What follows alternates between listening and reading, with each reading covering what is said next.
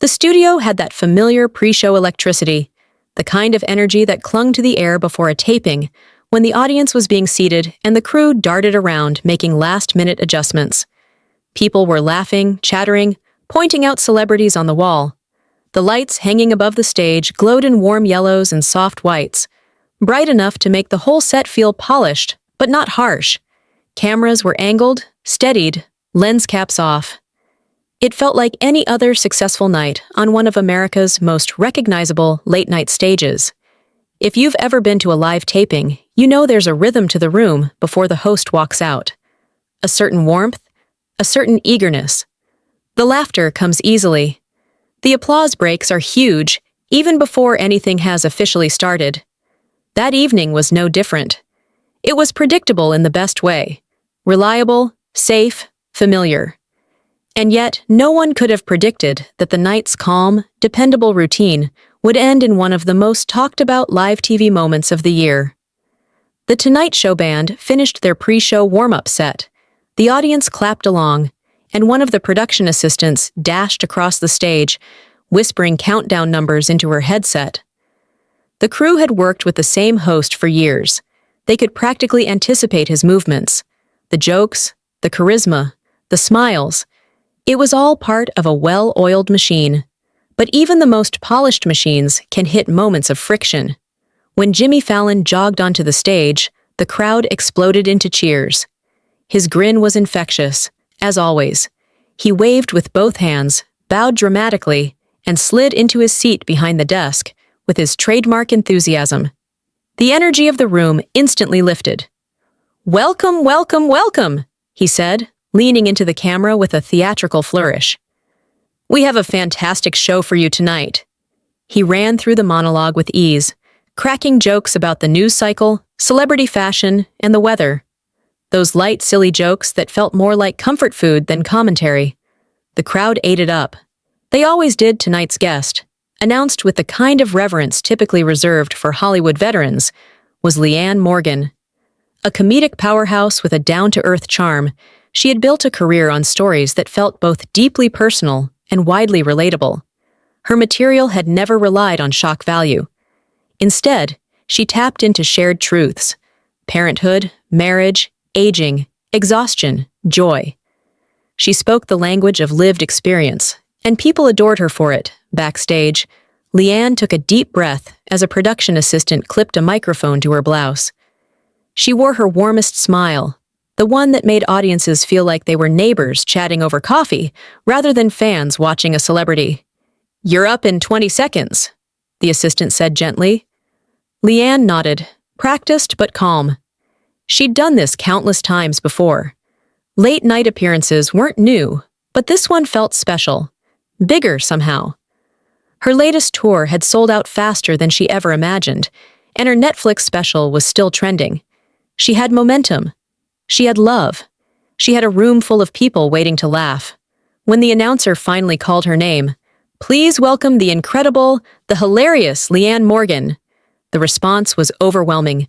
The entire audience rose to their feet, cheering with genuine enthusiasm.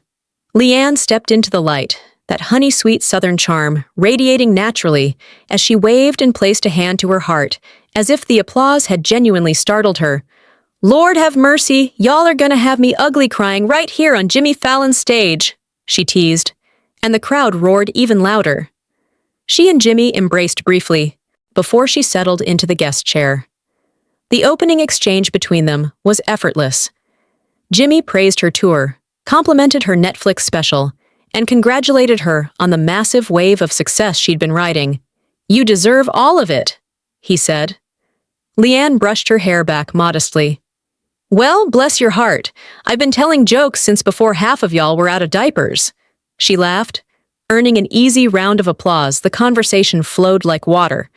She shared a story about her early days doing stand-up in tiny community centers, where 6 of the 12 people in the audience were related to me by blood, and 2 of them didn't even want to be there. The audience erupted again. Her timing was perfect. Jimmy's responses were smooth. Everything was working, at least at first. Moments like this are deceiving, so smooth and joyful that it's impossible to imagine the ground shifting beneath them. Yet all it takes is one misplaced question, one slightly off-tone comment, for the mood of a room to tilt. Jimmy leaned in, resting his elbows on the desk. His smile softened, and his voice lowered just enough to signal a shift from playful to contemplative. "Leanne," he began, "your comedy is so wholesome, it's refreshing, really. But do you ever worry that maybe you're playing it a little safe?" The audience's reaction was subtle. A small dip in the energy, a murmur of uncertainty, a few people straightening in their seats. The question wasn't hostile, but it wasn't light, either. It was the kind of question that could go either way. Into sincerity or into friction, Leanne paused. Just briefly. She blinked once, the corners of her smile still lifted, but her expression shifting into something more alert. "Safe?" she echoed softly. Jimmy nodded with what appeared to be total innocence. "Yeah, don't get me wrong, you're hilarious. But a lot of the biggest comedians push boundaries. They go dark. They take risks. Do you ever feel like you're limiting yourself by staying in the cleaner lane?" A faint hush passed through the room. The air tightened, just slightly, but noticeably. It wasn't that the question itself was malicious. It wasn't that Jimmy meant harm.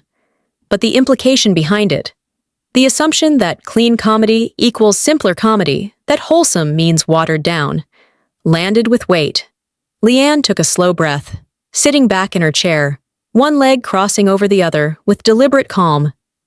"Well, Jimmy," she said gently, "I don't think talking about real life is limiting. I talk about marriage, about raising kids, about getting older. I talk about the everyday things people live through. That isn't safe. That's just honest." The audience applauded lightly, but the laughter didn't return right away. Jimmy still smiled, but his tone didn't shift back. Instead, he pressed. "No, totally," he said quickly.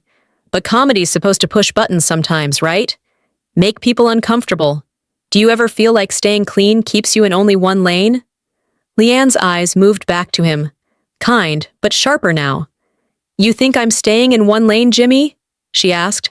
"I think I'm building my own road." A few audience members clapped at the line. Jimmy grinned, but the expression didn't quite reach his eyes this time. He tried again. "I just mean, do you feel like clean comedy gets the same respect as the edgy stuff? When people think of the greats, they usually think of the risk-takers." The atmosphere in the studio shifted again, not dramatically, but tangibly. Even the band members sat a bit straighter. Leanne's smile faded. "Jimmy," she said slowly, "I've sold out Radio City Music Hall. My Netflix specials have reached millions. Respect doesn't come from shock value. It comes from showing up and connecting with people who see themselves in what you say." The audience cheered, louder this time, supportive, protective. But then Jimmy added the line that tipped the entire night on its axis. "I just wonder if maybe your comedy is too safe." There are sentences that feel small but hit enormous. That was one of them. The air left the room. Leanne turned toward him fully now, her expression unguarded, her voice lower and firmer than before. "Too safe," she repeated. Not a question, a statement. Jimmy lifted his hands in a playful defense.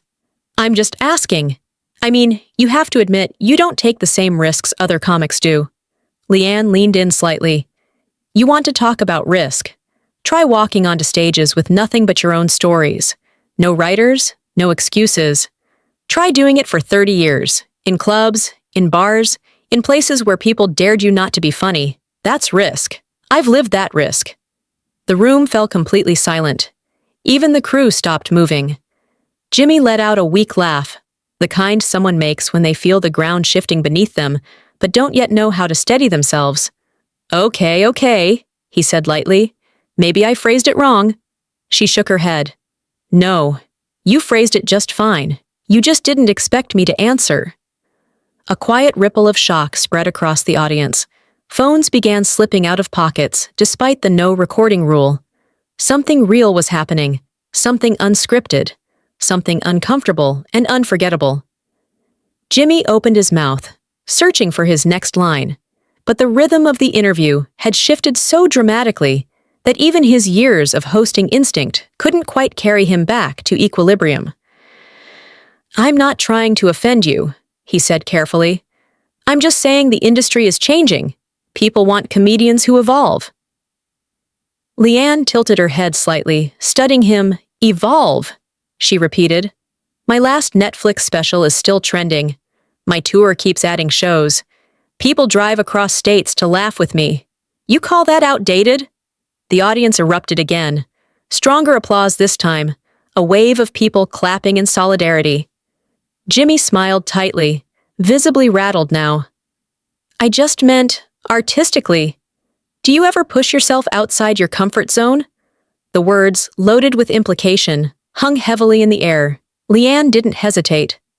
"Jimmy, you think being a middle-aged woman in comedy is a comfort zone?" she asked.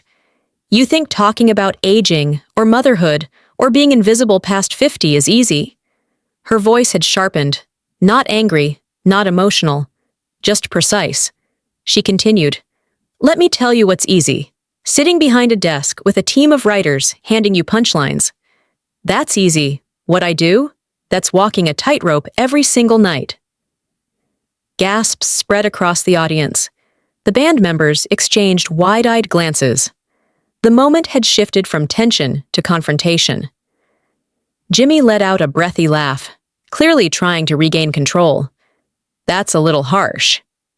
"Maybe," Leanne replied, "but harsh isn't the same as wrong."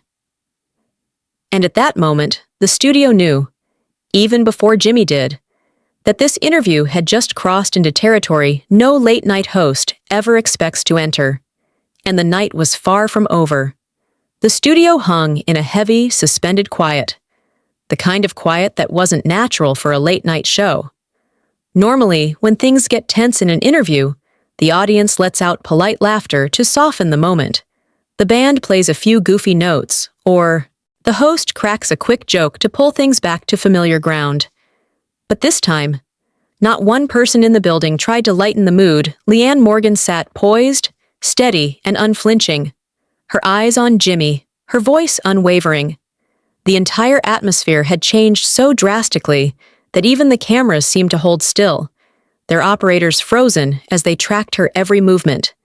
Jimmy Fallon, a man known for his quick reflexes and natural comedic timing, seemed momentarily speechless. He forced a smile that faltered almost instantly. His usual charm couldn't bridge the gap now. He finally leaned back in his chair, blinking rapidly as if he needed a moment to reorient himself. "Look, Leanne," he said, laughing under his breath like he was trying to reset the interview. "I'm not saying you aren't talented. I'm just talking about artistic boundaries." He winced as soon as the words left his mouth. The audience reacted before Leanne did. An audible groan rolled through the first few rows.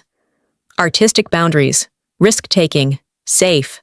It was the third time he'd circled the same point. Leanne didn't raise her voice. She didn't joke her way out of the tension. She simply leaned forward, resting her fingertips lightly on the armrests of her chair. "Jimmy," she said, calm, precise, and utterly confident. "You keep using that word, safe, as if clean comedy is something you graduate from, as if I'm playing hopscotch while everyone else is tightrope walking over fire." Her gaze didn't waver. "But here's the reality you're missing. Clean comedy is risk. It's vulnerable. It's exposed. It's personal. It's a mirror, not a mask."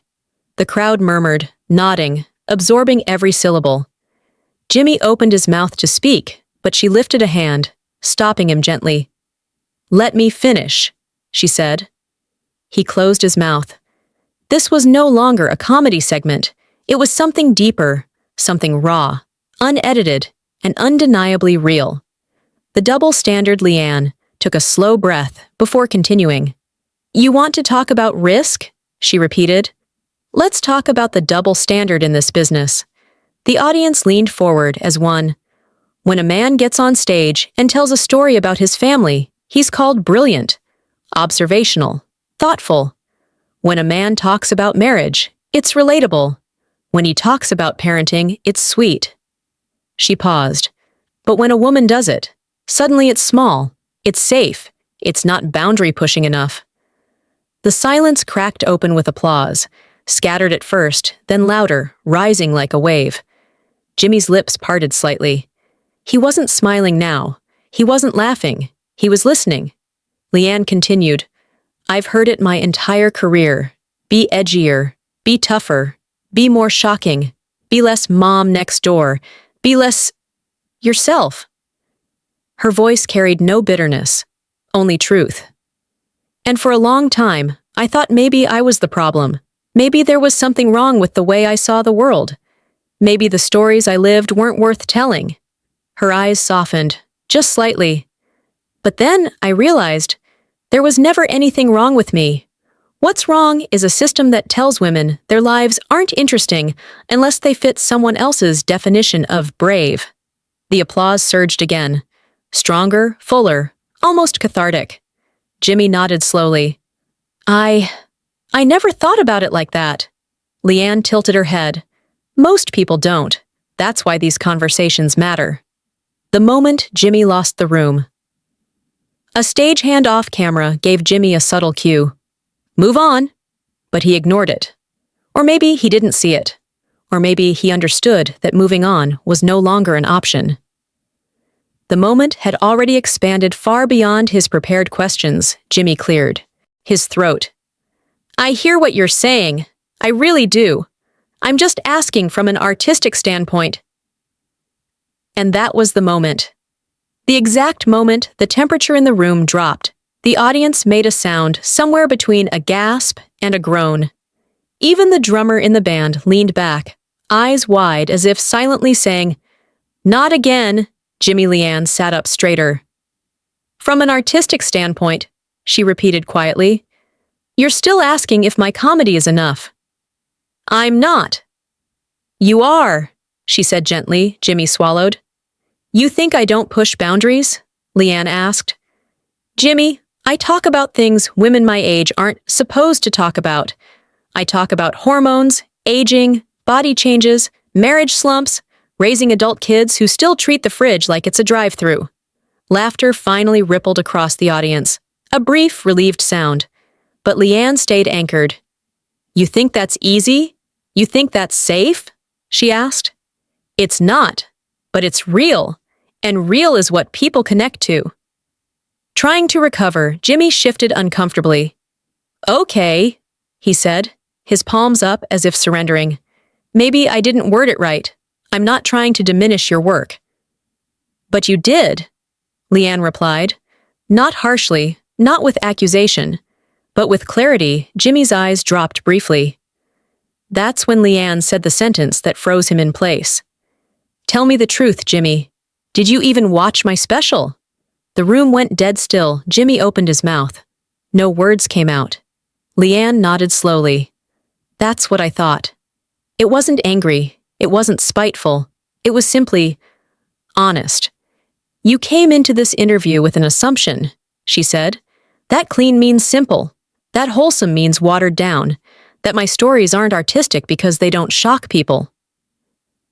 Jimmy's shoulders slumped slightly, not from defeat, but from realization. I'm sorry, he said, his voice softer than it had been all night. Leanne studied him. Are you sorry you said it? Or sorry you didn't know better before you said it? The question hit him harder than any punchline ever could. I'm sorry I didn't know better, he said quietly. I should have prepared. She nodded once. That's all I wanted you to understand. The audience turns. The audience applauded again. Thunderous this time, some even stood. The vibe had shifted entirely to Leanne's side. The crew behind the cameras scrambled. Producers gestured wildly, unsure how to steer the segment back on track. They'd dealt with awkward interviews before, but this was something else entirely. Something they couldn't fix with an early commercial break or a comedy bit. Jimmy forced out a small laugh, hoping, perhaps desperately, to lighten the mood. So, Leanne, he said, reaching for a safer topic. Tell us about your family. You've got 3 kids, right? The audience groaned again. The pivot was too obvious, too abrupt, too tone-deaf for the moment. Leanne did not smile.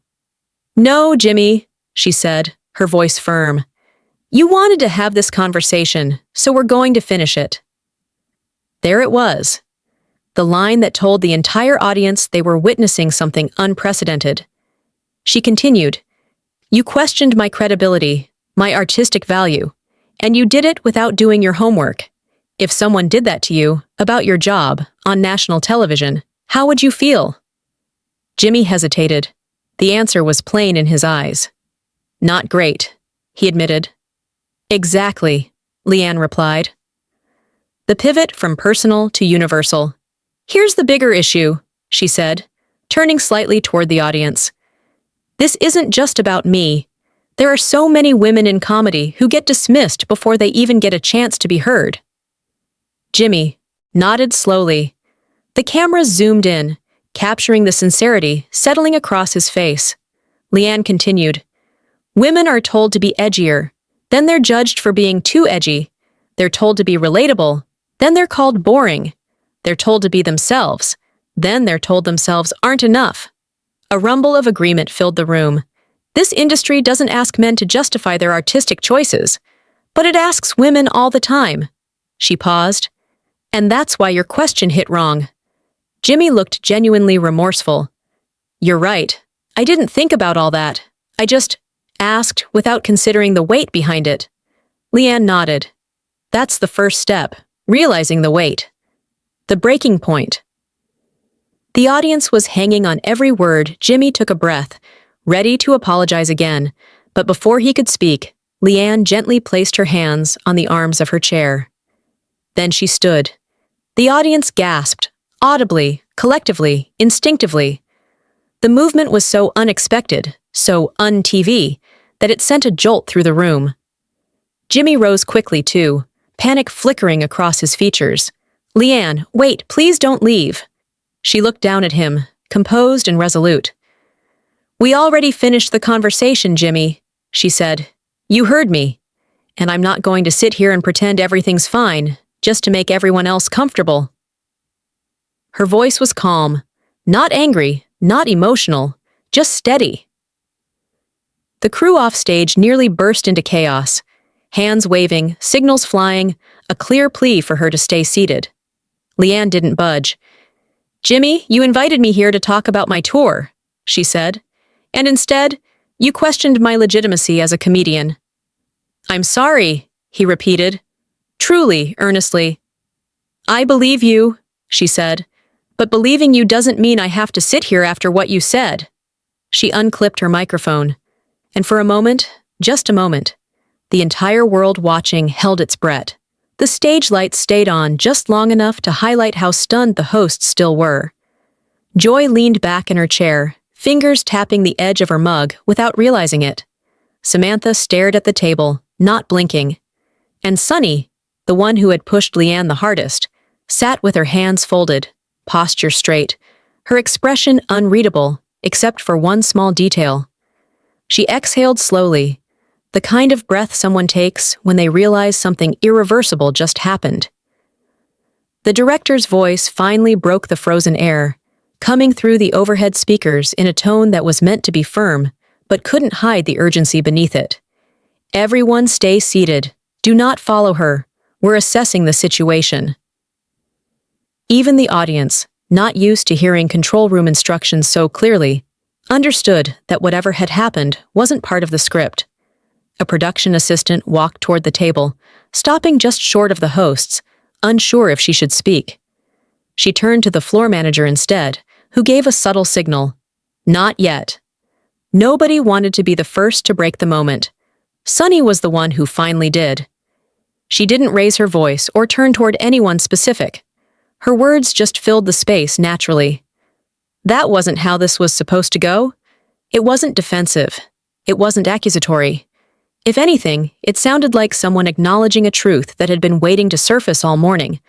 Her comment shifted the energy just enough for everyone else to breathe again.